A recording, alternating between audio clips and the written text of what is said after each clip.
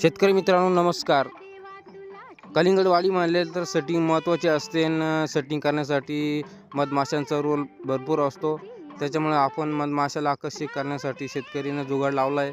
बघू शकता 1.5 किलो गूळ घेतला आहे आणि 5 ग्रॅम त्यामध्ये इलायची टाकली आणि शेतामध्ये त्याला मस्त उकळतो आहे. त्यानंतर आपण 10-10, 15-15 मिली 1-1, 2-2 बेळेवरती ठेवून देणार आहे. त्याचा थोडाफार का होईना रिझल्ट मधमाशांना आकर्षित करण्यासाठी होऊ शकतो आणि वाईट रिझल्ट येऊ शकतो.